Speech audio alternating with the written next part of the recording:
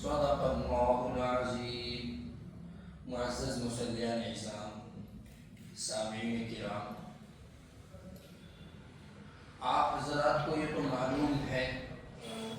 نہ جانے کتنی تفاسیر میں، کتنے بیانات میں، کتنے خطابات میں، کتنی کتابوں میں، کتنی مجلسوں میں اور کتنی نشستوں میں سنا ہوگا کہ کفار مکہ اسلام کے ابتدائی دور میں جب مسلمانوں کی تعداد بہت تھوڑی تھی، ان کو کچلنے کی نہ جانے کیسی کیسی ترکیب کرتے رہتے تھے۔ اور یہ ہر زمانے کا دستور ہے کہ کسی بھی جو مائنورٹی پہ قوم ہوتی ہے وہ آنکھ کا ایک بال ہوتی ہے، کھٹکتی ہے آنکھ میں، دوسرے لوگ یہ سمجھتے ہیں کہ اس کو اکھاڑ کر پھینک دیں۔ صرف ایسا ایک اسلام ہے جو اس کے خلاف ہے۔ اسلام امن چاہتا ہے، اگر کوئی اسلام میں نہیں آنا چاہتا، الگ تھلگ رہنا چاہتا ہے، چاہے وہ اسلامی کنٹری ہی میں ہو، اس کو اجازت دیتا ہے۔ اس کے علاوہ اور جتنے بھی مذاہب ہیں، کیا ان کی تعلیمات ہیں، کیا ان کے ماننے والوں کے رویے ہیں مسلمانوں کے ساتھ میں، ایمان والوں کے ساتھ میں، یہ آپ پر مخفی نہیں ہے، آپ سب جانتے ہیں۔ تو شروع میں کفار مکہ بھی اسلام کا نام و نشان ختم کر دینا چاہتے تھے، اسلام کو، اس کے ماننے والوں کو مٹا دینا چاہتے تھے۔ اسی لیے کبھی شیخ ابی طالب میں سالوں کے لیے ان کو بند کر کے، ان کا مقاطعہ کر کے، کھانے پینے سے ان کا بائیکاٹ کر کے، ان کو گالم گلوچ دے کر، ان کی ماں بہنوں کی خلاف زبان درازی کر کے، کبھی ان کے اسکرپچرز کی، ان کے نبی کی شان میں توہین کر کے ان کی دل آزاری کرتے رہتے تھے۔ یہ شروع اسلام کی بات ہے،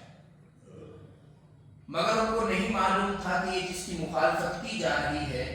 اور جس مذہب کے ماننے والوں کو ستایا جا رہا ہے، کہ ایک دن ایسے غالب آئیں گے کہ ان کو مٹانے کے لیے، ان کو ہٹانے کے لیے، ان کو نیچا دکھانے کے لیے باتیں ہی نہیں بلکہ تمہیں سازشیں رچنی پڑیں گی،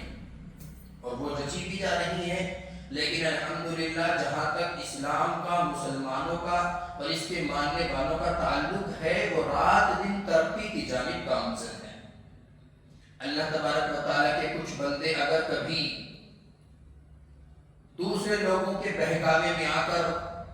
ادھر ادھر سے کچھ کچی پکی باتیں سن کر اگر کچھ کمزور ایمان ہو بھی جاتے ہیں، ضعیف الایمان ہو بھی جاتے ہیں، تو دوسرے خطے کے دوسرے کونے میں اللہ تبارک و تعالیٰ ایسے قوی ایمان والے پیدا کرتے ہیں جو اپنی جان کی اور مال کی قربانی دے کر مسکراتے ہیں۔ اسی طریقے سے یہ سورت، سورہ کافرون، یہ بھی اسی پس منظر میں اور اسی تناظر میں نازل ہوئی تھی۔ سب سے پہلے سورہ کافرون کے، یعنی جو سورت آپ کے سامنے تلاوت کی گئی ہے، اس کے خواص اور اس کے فضائل جان لیتے ہیں۔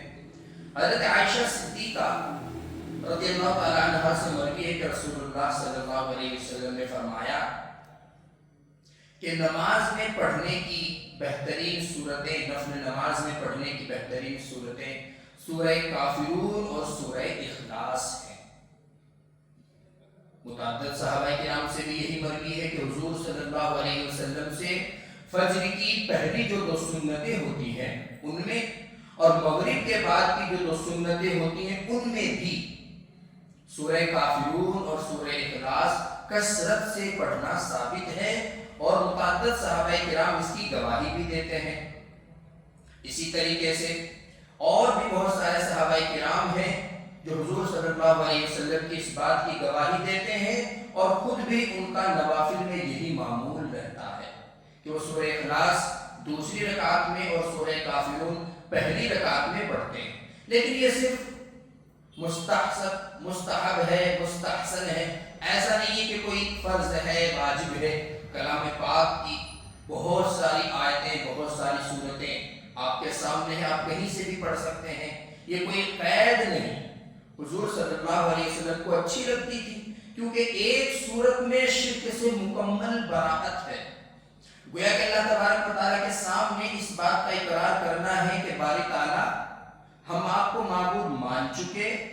ہماری جان اور مال یہ سب آپ کی راہ میں قربان کرنے کے لیے باقی ہے، ہم کسی بھی قیمت پر کفر سے، شرک سے کمپرومائز کرنے کے لیے تیار نہیں ہے۔ یہ پہلی صورت میں ہو جاتا ہے۔ پھر دوسری صورت میں جب بندہ سورہ اخلاص پڑھتا ہے تو اس کا مطلب یہ نکل کر سامنے آتا ہے کہ باری تعالیٰ آپ کی ذات وہ ذات ہے کہ جس کو مان کر ہم کامیاب ہیں، جس کو مان کر ہمارے اندر بے نیازی پیدا ہوئی، جس کو مان کر ہماری تمام حاجات پوری ہوئی، اور جس ذات کی اتباع کر کے ہمیں دونوں جہاں کی کامیابی اور کامرانی میسر ہوئی۔ تو دونوں صورتوں کا یہ خلاصہ ہو جاتا ہے۔ تو اس لیے بہت سارے صحابہ کرام پڑھتے تھے، اور اگر آپ بھی پڑھنا چاہیں، اگرچہ یہ کوئی ایسا نہیں کہ آپ اس سے اکتاہٹ محسوس کریں، جیسے بہت سے صاحب ہوتے ہیں بار بار کے پڑھنے سے اکتاہٹ محسوس کرتے ہیں۔ کچھ لوگ مجھے بھی بول دیتے ہیں پچھلے ہفتے تو یہ سورت پڑھی تھی، تو میں کہتا ہوں کہ جب سے نماز شروع ہوئی ہے، جب سے مغرب کی اب تک 3 ہی رکعت ہیں، تو ان کو یا تو 2 کر لیں یا پھر 4 کر لیں۔ اکتاہٹ اس میں بھی ہونی چاہیے جب سورتوں میں اکتاہٹ ہے۔ تو بہت سارے علماء کا جیسے سورہ سبح اسم ربک الاعلی، اس کا مستقل جمعے کے دن پڑھنا ثابت ہے۔ اسی طریقے سے مغرب میں اور چھوٹی چھوٹی سورتیں سورہ کافرون، سورہ اخلاص، سورہ فلق اور سورہ ناس پڑھنا ثابت ہے، اور یہ مسلسل پڑھنا ثابت ہے۔ اب اس میں جب صحابہ کرام نے بیان کیا تو ایک لفظ آتا ہے اکثر، یہ اکثر پڑھتے تھے۔ اب اکثر کا مطلب یہ ہے کہ ایک مہینے میں اگر 30 دن ہوتے ہیں تو کم از کم 18 یا 19 دن پڑھتے تھے، تبھی تو اکثر ہوگا۔ 14 ڈیز پڑھتے تھے یا 13 ڈیز پڑھتے تھے تب تو اکثر نہیں ہوگا۔ تو حضور صلی اللہ علیہ وسلم اتنی کثرت سے ان صورتوں کو نماز میں پڑھتے تھے۔ بہرحال اسی طریقے سے حضرت جبیر بن مطعم رضی اللہ تعالیٰ، یہ بھی ایک مشہور صحابی ہے، بہت بڑا ان کا درجہ ہے، صحابہ کرام میں ان کا الگ ہی مقام ہے۔ تو ان سے حضور صلی اللہ علیہ وسلم نے فرمایا، ابن مطعم کیا میں تمہیں ایسی ترکیب بتا دوں، آپ ٹرک بول سکتے ہیں، ایسی ٹرک بتا دوں یا ایسا عمل یا وظیفہ بتا دوں کہ جب تم تجارت کے لیے جاؤ تو سب سے زیادہ تمہارے مال میں برکت ہو، تجارت سے جب تم لوٹو تو سب سے زیادہ سکسیسفل بزنس مین تم ہو۔ حضرت جبیر بن مطعم کہنے لگے، یا رسول اللہ میں تو کب سے اس بات کی تلاش میں ہوں، میں جب بھی تجارت میں جاتا ہوں میرے تمام ساتھی بہت اچھا بزنس کرتے ہیں اور میں بزنس میں گھاٹا کھا لیتا ہوں، زیادہ چیزیں مجھے آتی بھی نہیں ہے بزنس کی، میں تو سیدھا سادہ انسان ہوں، سواری بھی میری کمزور سی ہی ہے۔ تو حضور صلی اللہ علیہ وسلم نے فرمایا ایسا کیا کرو، سورہ کافرون، سورہ نصر، سورہ اخلاص، سورہ فلق اور سورہ ناس، یہ 5 صورتیں، ان کو بسم اللہ ہی سے شروع کر کے بسم اللہ ہی پر ختم کیا کرو، اور اس کے بعد میں اپنے بزنس کا ارادہ کیا کرو، بزنس شروع کیا کرو۔ تو حضرت جبیر بن مطعم کہتے ہیں کہ جب سے مجھے حضور صلی اللہ علیہ وسلم کا بتایا ہوا یہ وظیفہ ہاتھ لگا ہے تو لوگ مجھے حیرت سے دیکھتے ہیں، انسان میں وہی، سواری بھی میری وہی، طریقہ بزنس بھی، طریقہ تجارت بھی میرا وہی، لیکن میرے مال میں اور میری سواری میں، میرے وقت میں اتنی برکت ہونے لگی کہ میں تمام تجارتوں میں سب سے اچھی تجارت کرنے لگا، تمام تاجروں میں سب سے اچھا تاجر بن گیا۔ تو اسی لیے متعدد فضائل اس کی سورہ کافرون کے بارے میں نازل ہوئے، اور ایک مشہور اس کے بارے میں فضیلت ہے کہ ایک مرتبہ حضور صلی اللہ علیہ وسلم کو کسی بچھو نے ڈنک مار دیا۔ یہ حضور صلی اللہ علیہ وسلم کو ڈنک مارنے کی کون سے بچھو میں اور کون سے سانپ میں طاقت تھی، یہ تو صرف اللہ تبارک و تعالیٰ کی قدرت سے کبھی کبھار اس لیے جان بوجھ کر سرزد ہو جایا کرتا تھا تاکہ لوگوں کو یہ علم رہے، بات کہ لوگ یہ مبالغہ نہ کرنے لگے کہ حضور صلی اللہ علیہ وسلم تو انسان ہی نہیں تھے، وہ تو کوئی اور ذات تھی، کوئی اور مخلوق تھی۔ اسی لیے کلام پاک میں صاف صاف اللہ تبارک و تعالیٰ نے ارشاد فرمایا انما انا بشر مثلکم، کہ اگر انسانیت کے اعتبار سے دیکھا جائے تو میں تمہارے جیسا ہی ایک انسان ہوں، لیکن اس کے باوجود بھی کچھ لوگ عجیب و غریب طرح کی مخلوق حضور صلی اللہ علیہ وسلم کو ثابت کرنے لگے۔ بہرحال تو ڈنک مار لیا۔ آپ صلی اللہ علیہ وسلم نے حضرت علی کو فرمایا علی نمک لے کے آؤ اور اس میں پانی ڈال کے لاؤ، یعنی کہ پانی میں نمک ڈال کے لاؤ۔ حضرت علی فرماتے کہ میں لے کے آ گیا۔ تو حضور صلی اللہ علیہ وسلم سورہ کافرون، سورہ فلق اور سورہ ناس، ان تین سورتوں کی تلاوت کرتے جاتے تھے اور نئے زخم پر وہ پانی ڈالتا جاتا تھا، یہاں تک کہ حضور صلی اللہ علیہ وسلم شفا یاب ہو گئے، درد بھی ختم ہو گیا، زہر بھی ختم ہو گیا۔ تو اگر کوئی انسان سنت پر عمل کرنے کے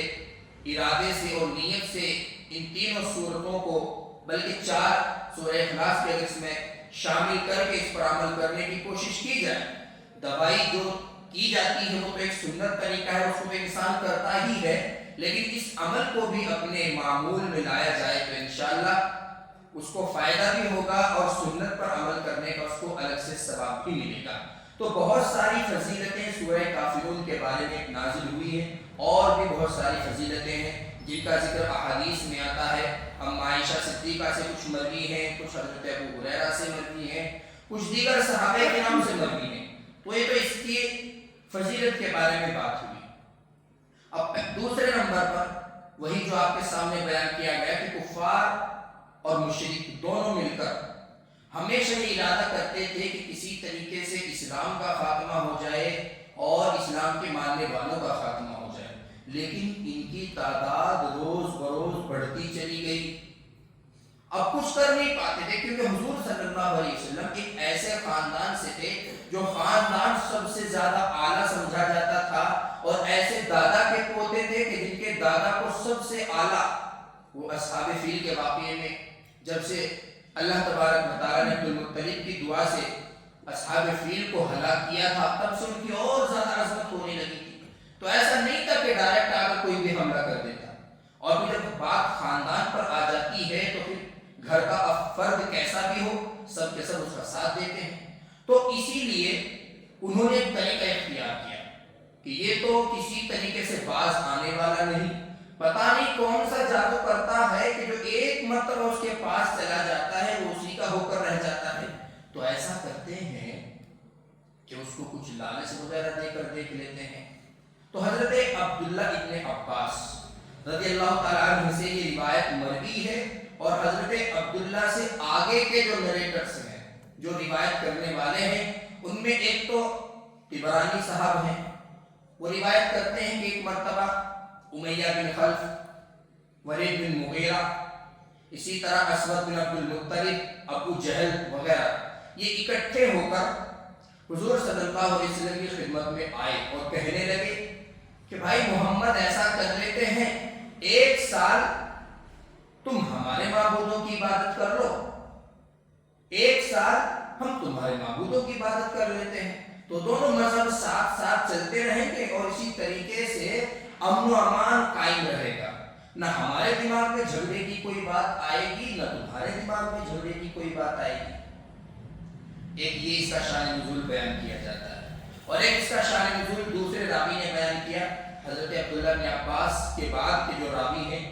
انہوں نے بیان کیا کہ ایک مرتبہ یہی کفار اور مشرک مل کر حضور صلی اللہ علیہ وسلم کے پاس آ کر کہنے لگے کہ بھائی کیا ہو گیا تجھے، بیٹا کیوں بگڑ گئے ہو تم، اگر تمہیں پیسوں کی تنگی ہے تو ہم سب مل کر تمہارے پاس اتنا مال جمع کر دیں گے کہ پورے علاقے میں تم سے زیادہ کوئی مالدار نہیں رہے گا۔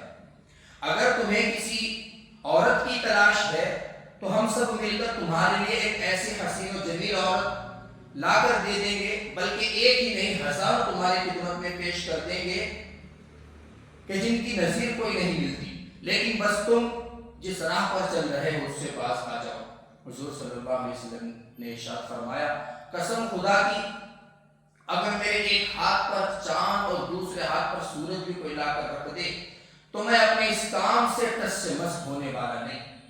آج جو لوگ نعوذ باللہ حضور صلی اللہ علیہ وسلم کے خلاف کچھ بھی زبان درازی کر دیتے ہیں، جب حضور صلی اللہ علیہ وسلم کے پاس مالداری کا آپشن آیا، عیاشی دو ہی طرح سے پھیلتی ہے، یا تو پیسوں کی عیاشی ہوتی ہے یا پھر عورتوں کی عیاشی ہوتی ہے۔ مال ہوگا تو انسان عیاش بھی بنے گا، عورتیں ہوں گی پھر ان کی طرف بھی رغبت ہوگی۔ دونوں ہی آپشن حضور صلی اللہ علیہ وسلم نے ریجیکٹ کر دیے۔ نعوذ باللہ اگر حضور صلی اللہ علیہ وسلم کا طریقہ غلط تھا تو اس وقت جب فری میں یہ آفر مل رہے تھے تو حضور صلی اللہ علیہ وسلم ایکسپٹ کرتے، لیکن نہیں، ہر زمانے میں کوئی نہ کوئی کمبخت ملعون مردود کھڑا ہو جاتا ہے اور آ کر کہتا ہے کہ حضور صلی اللہ علیہ وسلم نے محمد نامی شخص نے 1450 سال پہلے ایک بچی سے نکاح کر کے اس پر ظلم کیا، نعوذ باللہ، اور گویا کہ حضور صلی اللہ علیہ وسلم کا دماغ عورتوں کی طرف مائل رہتا تھا۔ ابھی ملعون مردود ایک بابا ہے، اس نے حضور صلی اللہ علیہ وسلم کی شان میں گستاخی کی، آپ کو تو معلوم ہوگا، اور اس کے خلاف احتجاج کرنے والے کا 10 کروڑ کا بنگلہ تہس نہس کر دیا گیا، 4-5 اس کی گاڑیاں تھی وہ بھی سب خراب کر دی گئی، توڑ دی گئی۔ نہیں، لیکن ہر زمانے میں ایسے لوگ زندہ ہوتے ہیں اور زندہ چھوڑ دیا بھی ان کو جاتا ہے۔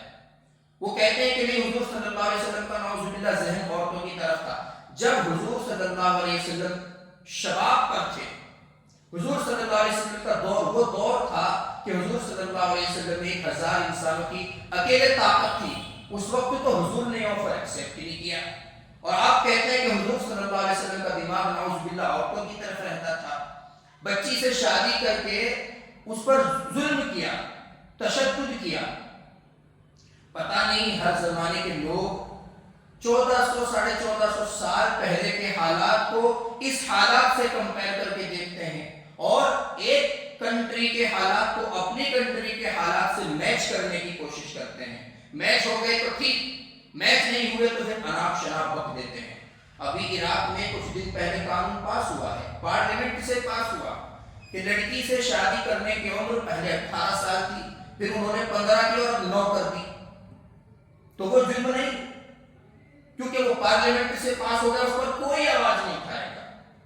جس نے اپنی بیٹی دی وہ انسان حضور صلی اللہ علیہ وسلم کے بعد کائنات میں سب سے افضل، اور جو نکاح میں آئی حضور صلی اللہ علیہ وسلم کے، وہ بیوی تمام بیویوں میں، یا یہ کہیے کہ اکثر بیویوں میں افضل، لیکن نہیں، اعتراض کرتے ہیں وہ لوگ جن کو نہ اسلام سے کوئی لینا دینا ہے اور نہ اسی طریقے سے نہ ان کو اسلام کی ہوا لگی ہے۔ ابھی پہلی مرتبہ جب میں بنگلور آیا، بنگلور سے واپس جا کر دوبارہ بنگلور آنا تھا، تو ٹرین میں ایک نوجوان ہندو، اس نے بھی یہی سوال کیا کہ ایسا سنا ہے کہ ایسا ایسا ہوا تھا، میں تھوڑا سا کہتے ہوئے گھبرا رہا ہوں کہیں آپ بھڑک نہ جائیں۔ میں نے کہا کہ مسلمان کون ہے، آپ یا میں؟ کہنے لگا نہیں، مسلمان تو آپ ہیں۔ میں نے کہا کہ میں مطمئن ہوں، حضور صلی اللہ علیہ وسلم نے جو کیا تھا بالکل صحیح کیا تھا، میں مطمئن ہوں، آپ تو مسلمان نہیں، آپ کیوں پریشان ہیں بھائی؟ اگر یہ خدا نہ خواستہ کوئی مسٹیک ہوتی، کوئی غلطی ہوتی، تو سب سے پہلے تو میں بھڑکتا، مجھے قائد میں کوئی غلطی نظر آتی ہے تو سب سے پہلے بدگمان تو مجھے ہونا چاہیے، تمہیں کیوں مرچی لگی ہے؟ دوسرا سوال تو اس نے کیا کہ تمہارے یہاں کزنس سے شادی ہو جاتی ہے۔ میں نے کہا تمہارے یہاں کزنس سے شادی کیوں نہیں ہوتی ہے، مجھے اشکال ہے۔ آپ اپنے جو ٹریڈیشنل تمہارے یہاں چلے آ رہے ہیں، جو ریت رواج تمہارے یہاں ہے، آپ ان کو اسلام سے جوڑ کر کیوں دیکھتے ہو؟ مسلمان بنیے یا پھر مسلمان والا ذہن 24 گھنٹے کے لیے پیدا کیجئے، انصاف سے بیٹھ کر سوچئے کہ ایسا کیوں ہے اور ایسا کیوں نہیں۔ کہ وہ تو بہنیں ہوتی ہیں، تمہاری ماں نے ان کو جنم دیا ہے؟ نہیں، تمہارے والد صاحب ان کے باپ ہیں کہ نہیں؟ تو پھر شادی کیوں نہیں ہو سکتی؟ کہ نہیں وہ تو بہنیں ہیں، تو بہنیں تو پھر وہ بھی ہیں جن سے تم شادی کر رہے ہو کہیں نہ کہیں، ان سے کیوں کر رہے ہو؟ وہ بھی تو اما آدم کی اولاد ہے، وہ بھی تو حوا کی اولاد ہیں۔ تو پھر زیادہ بحث نہ کرتے ہوئے میں نے صرف یہ مختصر جواب دیا کہ دقت اور پرابلم یہاں پر آتی ہے کہ جب تم اسلام کو صرف اسلام نام سے جج کرتے ہو، اس کی تعلیمات سے نہیں، اس کے کانسیپٹ سے نہیں، اور پھر اپنے ریت رواج سے اس کو مکس کر کے دیکھتے ہو۔ ارے اگر تم مکس کر رہے ہو اور تمہیں اتنا شوق ہے اور ہمارے ٹریڈیشنل، ہمارے ریت رواج تمہارے ریت رواج کے موافق ہونے چاہیے، تو پھر ہم مسلمان ہی کیوں ہوتے ہیں؟ جھگڑا تو اسلام کا ہے، ہم مسلمان ہیں، آپ نہیں ہو۔ تو بہرحال کچھ وفد آئے، حضور صلی اللہ علیہ وسلم کے سامنے یہ شرط رکھی کہ ایسا کرتے ہیں، اگر تمہیں مال کی ضرورت ہے، اسی طریقے سے تمہیں عورتوں کی حسیناؤں کی ضرورت ہے، پورے عرب کی حسینائیں تلاش کر کر کے تمہاری خدمت میں ہم پیش کر دیں گے۔ تبھی آیت نازل ہوئی۔ اور تیسری روایت حضرت عبداللہ بن عباس رضی اللہ تعالیٰ عنہ سے یہ بھی مروی ہے، جس کو دوسرے ایک نریٹر نے ذکر کیا ہے کہ ایک مرتبہ یہی سب لوگ مل کر آئے حضور صلی اللہ علیہ وسلم کے سامنے اور کہنے لگے کہ اچھا بس ہماری ایک خواہش ہے، آپ ایک کام کر لیجئے، اس کے بعد ہم سب آپ کی تصدیق بھی کریں گے اور آپ کو سچا بھی مانیں گے۔ حضور صلی اللہ علیہ وسلم نے فرمایا بھائی وہ کیا ہے؟ ایک مرتبہ آپ جھک کر ہمارے بتوں کو ٹچ کر دیجئے، اس کے بعد ہم سب آپ کو سچا مانیں گے۔ تو جبرائیل علیہ السلام یہ صورت لے کر نازل ہوئے۔ تو گویا کہ اس صورت میں خصوصیات کیا ہیں؟ اس صورت کی خصوصیات میں سے سب سے بڑی خصوصیت یہی ہے کہ اس میں شرک سے برات ہے۔ جس طرح ایک صحابی نے پوچھا یا رسول اللہ میں سوتے وقت کون سی صورت پڑھوں؟ تو حضور صلی اللہ علیہ وسلم نے فرمایا قل یا ایھا الکافرون پڑھ لیا کر، اس میں شرک سے برات ہے۔ تو گویا کہ اس کا صاف صاف پیغام یہ ہے کہ ایک سیکنڈ کے لیے بھی کسی معتقد کا شرک کی باتوں کو ایکسیپٹ کرنا یہ شریعت کے یہاں قابل قبول نہیں۔ اسلام نے اس کی اجازت دیتا ہے اگر ایک سیکنڈ کے لیے بھی کفر اور شرک زندگی میں آ رہا ہے تو اسلام کی، ایمان کی، کفر اور شرک کی آپس میں لڑائی ہے۔ جس طرح روشنی اور اندھیرا جمع نہیں ہو سکتے، جس طرح خشکی اور تری جمع نہیں ہو سکتی، جس طرح امیری اور غریبی ایک جگہ جمع نہیں ہو سکتی، اور جس طرح ایک ہی انسان موٹا اور پتلا نہیں ہو سکتا، جس طرح ایک ہی وقت میں سورج اور ایک ہی وقت میں اندھیرا نہیں ہو سکتا، اسی طریقے سے کفر، شرک اور اسلام اور ایمان جمع نہیں ہو سکتے۔ ان کی کیا شرط تھی کہ آپ ایک سیکنڈ کے لیے مان لیجیے، بس ہمیں تسلی ہو جائے گی، اس کے بعد ہم سب آپ کو سچا جانیں گے۔ اللہ تبارک و تعالیٰ نے فرمایا قل، ان سے کہیے، ان سے الجھنے کی کیا ضرورت ہے؟ یا ایھا الکافرون، اے مجرموں، اے مشرکوں، اے کافروں، لا اعبد ما تعبدون، میں اس کی عبادت نہیں کرتا ہوں جس کی تم عبادت کرتے ہو۔ میرا ڈھنگ بالکل الگ ہے، میرا راستہ بالکل الگ ہے۔ ولا انتم عابدون ما اعبد، اور نہ تم اس کی عبادت کرتے ہو جس کی میں عبادت کرتا ہوں۔ ولا انا عابد ما عبدتم، اور نہ میں فیوچر میں اس کی عبادت کروں گا جس کی تم عبادت کرتے ہو، اور نہ فیوچر میں تم اس کی عبادت کرنے والے ہو جس کی میں عبادت کرتا ہوں۔ یعنی کہ تمہارے طرز سے ایسا معلوم ہو رہا ہے لکم دینکم ولی دین، تمہیں تمہارا دین مبارک اور مجھے میرا دین مبارک۔ مطلب یہ ہے کہ تم جو کر رہے ہو اس کا جو اجر مرتب ہوگا وہ تم دیکھ لو گے، میں جس راہ پر ہوں اس پر جو اجر مجھے ملے گا وہ میں دیکھ لوں گا۔ میں تم سے بحث نہیں کرتا، آپ اپنے مذہب پر راضی رہیے اور ہم اپنے مذہب پر۔ مفسرین نے بہت سارے نقطے، بہت سارے پوائنٹس اس صورت میں نکالے ہیں کہ حضور صلی اللہ علیہ وسلم پر جب یہ صورت نازل ہوئی تو کچھ ورڈز، کچھ آیات، کچھ ورسز ریپیٹ کیوں ہیں؟ ایک ہی طرح کی آیتیں کئی مرتبہ ہیں، 4-5 مرتبہ۔ تو کچھ مفسرین نے کہا کہ پہلی 2 آیتوں میں جو ٹینس استعمال کیا گیا ہے وہ پریزنٹ ہے، یعنی کہ مطلب یہ ہوگا کہ فی الحال میں اس کی عبادت نہیں کرتا ہوں جس کی تم کرتے ہو، اور نہ تم اس کی کرتے ہو جس کی میں کرتا ہوں۔ اور آگے کے جو 2 سینٹینس ہیں یہ فیوچر سے ریلیٹڈ ہے کہ آنے والے زمانے میں بھی میں اس کی عبادت نہیں کروں گا جس کی تم کرتے ہو، اور تم بھی نہیں کرو گے جس کی میں کرتا ہوں۔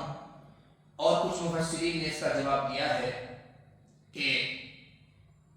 کلام پاک میں بہت ساری جگہوں پر اس طرح کی آیتیں ریپیٹ ہو جاتی ہیں کسی بھی چیز کی اہمیت کو، اس کی عظمت کو بتلانے کے لیے، کسی بھی جو امپورٹنٹ آرڈر ہوتا ہے اس کو واضح کرنے کے لیے الفاظ ریپیٹ ہو جاتے ہیں، اس میں کوئی حرج نہیں ہے۔ جیسے ایک دوسری صورت ہے ان مع العسر یسرا، ان مع العسر یسرا، وہاں پر بھی الفاظ ریپیٹ ہیں، تو گویا کہ کفر و شرک کی مکمل طور سے تردید ہے اس صورت میں۔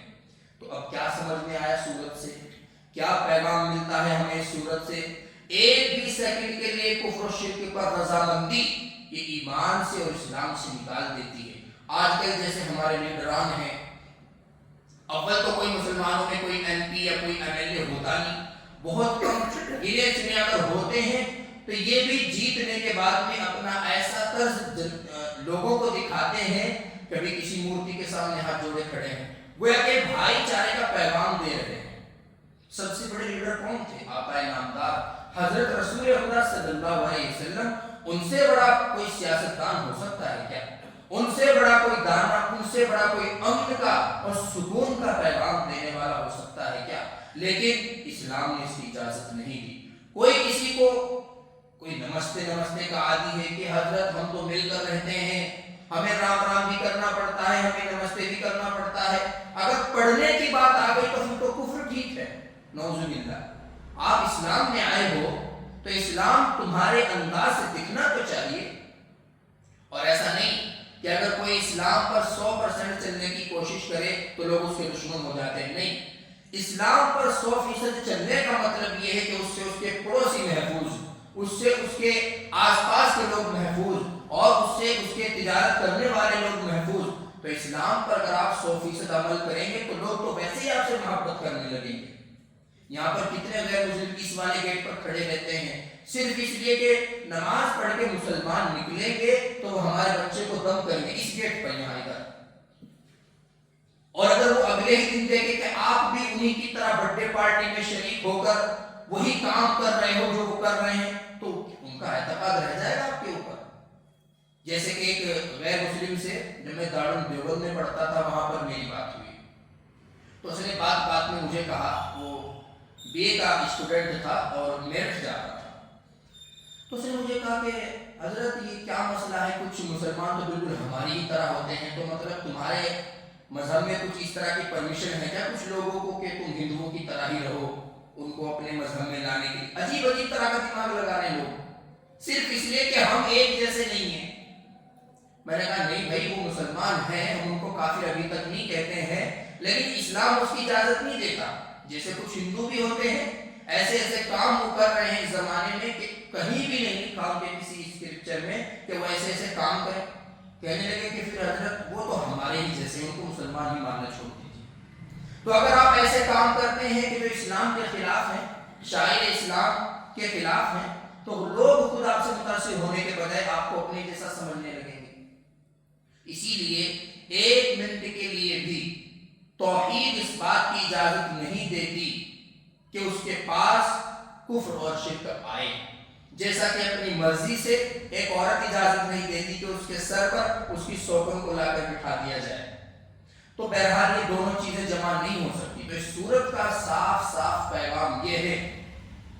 کہ کفر و شرک سے جس طرح ہم ظاہری طور پر بچتے ہیں، کوئی ہمیں کہ تم ہندو ہو، ہم آگ ببولا ہو جاتے ہیں، لیکن کام ہمارے اکثر ایسے ہوتے ہیں کہ جو کافر لوگ کرتے ہیں۔ تو اگر آپ مسلمان ہیں، موحد ہیں، ایک اللہ تبارک و تعالیٰ کی عبادت کر رہے ہیں، تو آپ کو ایک منٹ کے لیے بھی کفر کی، شرک کی، یہاں تک کہ مخلوط چیز کی، مشکوک چیز کی پرمیشن نہیں دی جائے گی اسلام میں رہتے ہوئے۔ تب آپ اپنے آپ کو کہیے کہ ہاں الحمدللہ مسلمان ہیں۔ اور اگر آپ سب کو خوش کرنے کے لیے اس کے پروگرام میں بھی شریک ہو گئے، اس کے پروگرام میں بھی شریک ہو گئے، یہاں ادھر اس کو جا کر نمستے کر دیا، ادھر اس کو بابو جی جا کر دیا، تو یہ اسلام کے مزاج کے خلاف ہے۔ پھر آپ اپنے آپ کو مسلمان اگر کہہ رہے ہیں، لیکن دماغ میں یہ بات بھی رہی کہ اس طرح کے مسلمان نہیں ہیں جس طرح کا شریعت ہمیں بنانا چاہتی ہے۔ تو یہ پیغام ہے اس کا، سورہ کافرون کا۔ اسی لیے سوتے وقت اس کو پڑھنے کی اتنی فضیلت ہے کہ اگر اس کو کوئی سوتے وقت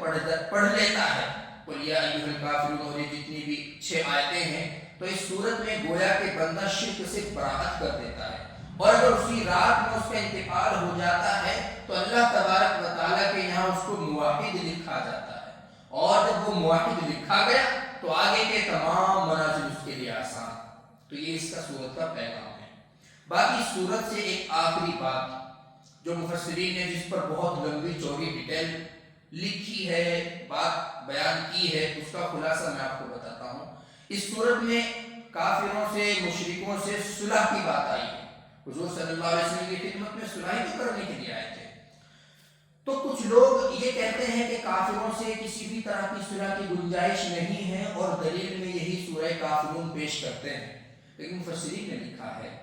کہ کلام پاک کی ایک آیت کو دیکھ کر کوئی حکم نکال دینا یہ عقل مندی کی بات نہیں۔ کلام پاک میں ہم دیکھیں کہ اس سے ریلیٹڈ اور کتنی جگہ اسی طرح کی آیات ہیں۔ تو ایک دوسری جگہ آیات ہے وَإِن جَنَحُوا لِلسَّلْمِ فَاجْنَحْ لَهَا وَتَوَكَّلْ عَلَى اللَّهِ، کہ کافر لوگ اگر آپ کے سامنے، آپ کے پاس صلح کا پیغام لے کر آئیں تو اس کو ایکسیپٹ کر لو، وہ بھی تو آیت ہے،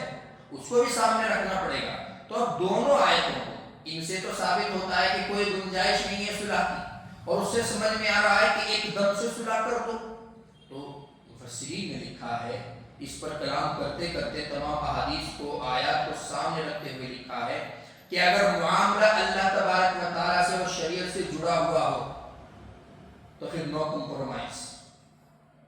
آپ کمپرومائز کر ہی نہیں سکتے، کیونکہ وہ معاملہ اللہ تبارک و تعالیٰ کا ہے، اور اللہ تبارک و تعالیٰ کی مرضی کو آپ کیسے جج کر سکتے ہیں؟ آپ کیسے اللہ تبارک و تعالیٰ کی پراپرٹی اٹھا کر دوسروں کو دے سکتے ہیں؟ جیسے ایک شخص ہے، اس نے کوئی مسجد تعمیر کرا دی، اب مسجد تعمیر کرانے کے بعد وہ وقف ہو گئی، خود وہ شخص بھی اس کو چھوڑ نہیں سکتا، اپنی زمین واپس نہیں لے سکتا، مسجد کو چینج نہیں کر سکتا۔ اب یہ انسان آ کر 1-2 سال کے بعد کہتا ہے کہ میرے دماغ میں یہ بات آ رہی ہے کہ یہ مسجد ادھر بنا دیں اور یہ جگہ غیروں کو دے دیں، نہیں کر سکتے بھائی۔ آپ کے اختیار سے معاملہ نکل گیا، شریعت کا معاملہ ہے، یہ گھر اللہ تبارک و تعالیٰ کا بن چکا، اللہ تبارک و تعالیٰ کی پراپرٹی کو آپ سیل کرنے والے یا ایکسچینج کرنے والے کون ہوتے ہیں؟ تو اگر معاملہ اللہ تبارک و تعالیٰ سے خالص کی بھی اس میں کنڈیشن لگا دیجئے کہ اگر معاملہ خالص اللہ تبارک و تعالیٰ کے احکامات سے اور شریعت سے جڑا ہوا ہے تو نو کمپرومائز بٹوین مسلم اینڈ کفار۔ اور اگر معاملہ ایسا ہے جو تمہارا نارمل معاملہ ہے، اس میں کوئی کفر کا، شرک کا دخل نہیں ہے، اسلام کا اور اس میں کفر کا شائبہ نہیں ہے، مثال کے طور پر ایک آدمی آپ کو آ کر کہتا ہے میں تمہاری جو جگہ پڑی ہوئی ہے تم اس کی جگہ دوسری جگہ پر لے لو، مجھے اس جگہ کی ضرورت ہے، آپ شوق سے دے سکتے ہو، کوئی منع نہیں کرتا، شریعت بھی منع نہیں کرتی۔ اسی طریقے سے کوئی ایسا معاملہ ہے کہ جس میں آپ غور و فکر کرنے کے بعد، مشورہ کرنے کے بعد اس نتیجے پر پہنچے ہیں کہ ہاں اگر ہم یہ صلح کر لیں تو آئندہ اس کے اچھے ثمرات نکل کر آئیں گے، تو آپ کر سکتے ہیں۔ جیسا کہ حضور صلی اللہ علیہ وسلم نے صلح حدیبیہ کے موقع پر تھوڑا سا دب کر صلح کی تھی، لیکن حضور صلی اللہ علیہ وسلم اپنی دور اندیشی کی وجہ سے جانتے تھے کہ اس کے اچھے ثمرات نکل کر آئیں گے۔ کچھ ہی دنوں کے بعد دیکھتے دیکھتے پورا مکہ فتح ہو کر مسلمانوں کے قبضے میں آ گیا، اور جو لوگ آج تک اسلام کے دشمن تھے، مسلمانوں کے دشمن تھے، یعنی کہ جیسے ادھر 80 اور ادھر 20 تھے تو ادھر 80 ہو گئے، ادھر 20 ہو گئے، دیکھتے دیکھتے ایسا ہوا۔ تو اگر آپ کو لگتا ہے کہ معاملہ اسلام سے خالص جڑا ہوا نہیں ہے، مشورہ کر کے آپ اس میں کوئی خیر دیکھ رہے ہیں، تو پھر کوئی صلح غیر مسلموں سے یا کافروں سے کرنے کی گنجائش ہے۔ اور اگر معاملہ خالص اللہ تبارک و تعالیٰ سے جڑا ہوا ہے، آپ اس میں بالکل ہاتھ کھڑے کر دیجئے، ہمیں اس کا کوئی اختیار ہی نہیں ہے۔ اور لیکن افسوس کی بات یہ ہے کہ ہمارے ہی بیچ سے کچھ لوگ کھڑے ہو جاتے ہیں، جیسے بابری مسجد کے کیس میں کچھ نام نہاد گنے چنے پتہ نہیں کہاں سے آ جاتے ہیں، یہ علماء ہی ہوتے ہیں وہ بھی کہلانے کو، وہ کھڑے ہو جاتے ہیں، نہیں مسجد کو ٹرانسفر کر سکتے ہیں، کیا بھی مسئلہ نہیں، سیم نام رہے گا، اتنی ہی جگہ اگر کہیں اور مل رہی ہے یا اس سے زیادہ مل رہی ہے تو اس میں شدت اختیار کرنا، کوئی وہی پوائنٹ پکڑ کے سپریم کورٹ میں جج کے سامنے لوگوں نے دہرا دیا۔ ان کے تو بڑے بڑے اسکالر یہ کہتے ہیں کہ اس میں کوئی حرج نہیں، یہ کہہ رہے ہیں کہ حرج ہے۔ عجیب و غریب طرح کی مخلوق ہو جاتی ہے. تو اگر معاملہ آپ کے قبضہ قدرت سے باہر ہے تو نو کمپرومائز. اور اگر معاملہ آپ کو نظر آ رہا ہے کہ اس میں اسلام کی مسلمانوں کی بھلائی ہے، آئندہ چل کر اس کے اچھے ثمرات نکل سکتے ہیں، مشورے سے یہ بات ثابت ہو جاتی ہے، تو پھر آپ کمپرومائز کر سکتے ہیں. حضور صلی اللہ علیہ وسلم نے بھی کیا ہے. اللہ تبارک و تعالیٰ عمل کرنے کی توفیق عطا فرمائے، کفر و شرک اور نفاق جیسی خبیث عادات سے ہماری حفاظت فرمائے، اور ہمیں اسلام کا سچا ہیرو بنائے، اسلام کا پیروکار بنائے.